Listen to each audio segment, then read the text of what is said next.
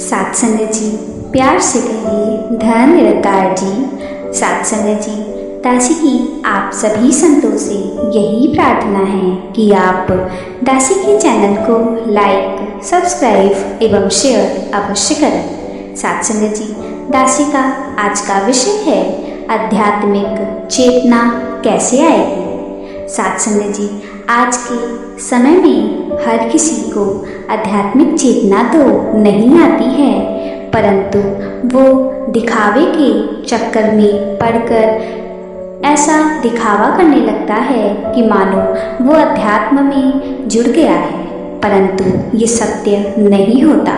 साथ संगत जी, तो आइए आज इसी विषय को समझते हैं। आध्यात्मिकता भले ही अपने आप में पूर्ण शिक्षा है, पूर्ण ज्ञान है, परंतु हमें यह बात याद रखनी चाहिए कि सामाजिकता की ओर भी यह एक सर्वश्रेष्ठ कदम है। हम जिस परिवार के अंग हैं, हमें उस परिवार की पूरी जानकारी होनी चाहिए कि हमारा पिता कौन है, माता कौन है, हमारे भाई कौन हैं, हमारे रिश्तेदार कौन हैं, हमारे पड़ोसी कौन हैं, हमारे मित्र कौन हैं, हमारे शुभचिंतक कौन हैं। इस परिवार में जिसके हम अंग हैं, उसके प्रति हमारी क्या जिम्मेदारी है, हमारे अपने क्या कर्तव्य हैं, हमारे क्या अधिकार हैं। अगर हम यह सब नहीं जानते हैं तो हम भटक जाएंगे, गलत संगत में पड़ जाएंगे, अपने परिवार के लिए नासुर बन जाएंगे।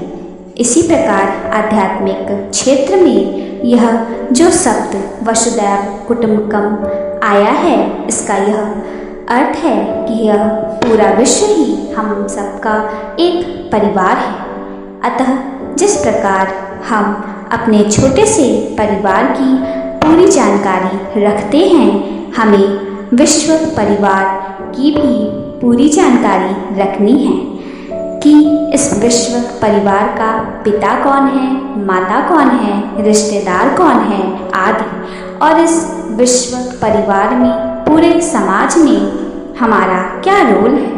और जब यह विशाल जानकारी हो जाती है तो फिर हम आध्यात्मिक चिंतन की ओर अग्रसर होते हैं कि यह प्रभु परमात्मा को हमारा पिता ही तो है, यह कौन है, यह प्रकृति जो हमारी माता है यह कौन है, यह जो सारे प्राणी हैं यह सब तो हमारे भाई हैं, रिश्तेदार हैं, मित्र हैं, शुभचिंतक हैं। इनसे हमने कैसे व्यवहार करना है, इनके साथ हमने कैसे मिलजुल कर प्यार से रहना है, हम कौन हैं, कहाँ से आए हैं, क्यों आए हैं, तथा अब हमारे लिए क्या और कर्तव्य रह गए हैं, हमारा और अभी क्या अधिकार है, हमारा क्या लक्ष्य है, क्या उद्देश्य है, और इस उद्देश्य की लक्ष्य की पूर्ति हमने किस प्रकार करनी है। तो यह सब विषय हैं जिनकी जानकारी हमें होनी चाहिए, नहीं तो हम सब भटक जाएंगे, गुमराह हो जाएंगे, हम गलत विचारों का शिकार हो जाएंगे, भ्रमों भ्रांतियों में पड़ जाएंगे और इससे हम दिशाहीन होकर जीवन गुजारने लगेंगे। इससे समाज का भी कार्यक्रम गड़बड़ा जाएगा, अस्त व्यस्त हो जाएगा। इसलिए उपरोक्त बातें जो लिखी हैं, इनकी जानकारी का नाम ही आध्यात्मिक चेतना है। अगर यह चेतना हो तो समाज स्वयं स्वर्ग बन जाएगा, हर प्राणी का जीवन ब्रह्ममय बन जाएगा और हम सब व्यक्तिगत रूप में भी सामाजिक रूप में भी खुशहाली की ओर अग्रसर होते जाएंगे। और अगर ऐसी चेतना हम में नहीं आई तो फिर हम गलत दिशा में चलकर दिशाहीन हो जाएंगे और यह समाज नरक बन जाएगा। इसलिए सबसे पहले हमारा कर्तव्य है कि हम अच्छी संगत करें। इसलिए सबसे पहले हमारा धर्म भी है कि हमें इस पिता को जानना है जो ये संसार को चला रहा है, और इस पिता को कैसे जाना जाए, इसलिए सबसे पहले हमें अपने परम पिता परमेश्वर को जानने का ही प्रयत्न करना चाहिए।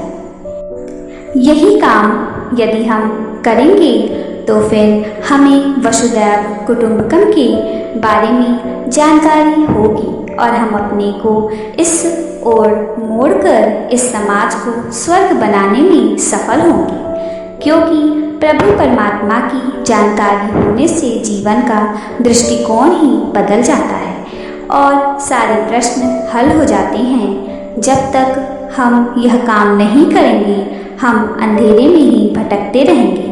जितने भी संत महात्मा ऋषि महर्षि विद्वान हुए हैं अथवा जिन्होंने यह धर्मशास्त्रों की रचना की है, उन सब का ब्रह्म की प्राप्ति करने, अपने जीवन को सुखी बनाना, समाज को सुखी बनाना, लक्ष्य को जानना, लक्ष्य की प्राप्ति की ओर अग्रसर होना ही एकमात्र लक्ष्य रहा है। जिस प्रकार वेदों में लिखा है कि मुझे अंधकार से प्रकाश की ओर ले चलो, यह सब प्रभु परमात्मा को जानने के लिए ही लिखा गया है, जिसका ये एक छोटा सा कदम दिखता है।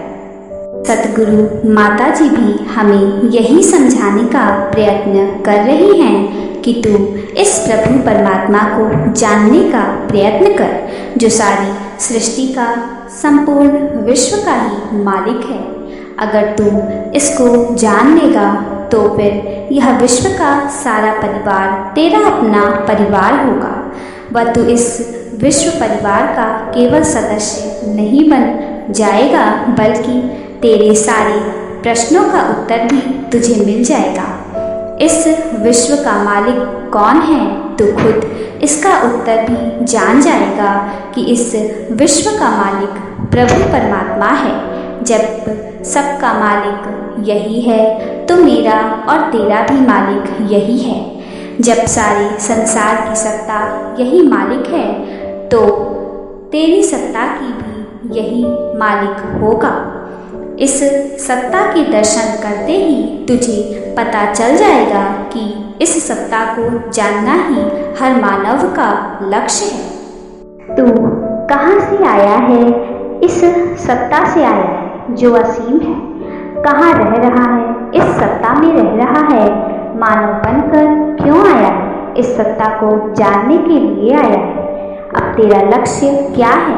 इस सत्य को जानकर सारे भ्रम भुलेखे अंधविश्वास कर्मकांड से मुक्ति प्राप्त करना ही तो अब तेरा लक्ष्य है। अवतार वाणी का भी शब्द हो अथवा किसी अन्य ग्रंथ की कोई शिक्षा ही हो, सबका मतलब केवल हर प्राणी में यह आध्यात्मिक चेतना पैदा करना है, ताकि मनुष्य जन्म पा करके भी कोई इस प्रकार खाली हाथ ना चला जाए। यह सब कुछ आध्यात्मिक चेतना का ही प्रतीक है। ग्रंथों में जो कुछ भी लिखा है केवल मार्गदर्शन है कि अगर यह काम कर लेगा तो मुक्त हो जाएगा, अन्यथा 84 के चक्कर में ही पड़ा रहेगा और दुखी होता रहेगा। इसलिए यह सब कुछ हमें सचेत करने के लिए है। मानव जन्म में आकर प्रभु परमात्मा की जानकारी से ही सारे बंधन कटने हैं, सब दुखों का हल निकलना है। इसके अतिरिक्त कोई चारा नहीं है और ज्ञान भी यह कोई सोचे कि उसे अपनी बुद्धि और सोच द्वारा प्राप्त हो जाएगा, यह भी संभव नहीं है, क्योंकि ज्ञान भी पूर्ण सतगुरु के चरणों में जाकर उसको रिझाकर ही प्राप्त किया जा सकता है। सतगुरु भी वही होता है जिसको प्रभु परमात्मा की जानकारी हो, अर्थात जिनको स्वयं ज्ञान नहीं है, शास्त्र उनके लिए क्या कर सकते हैं, अर्थात ये उनके लिए ऐसे ही व्यर्थ है जैसे किसी अंधे व्यक्ति के लिए दर्पण व्यर्थ है। इसलिए हमें पूर्ण समर्थ सतगुरु के चरणों में पहुंचकर प्रभु का साक्षात्कार करना चाहिए।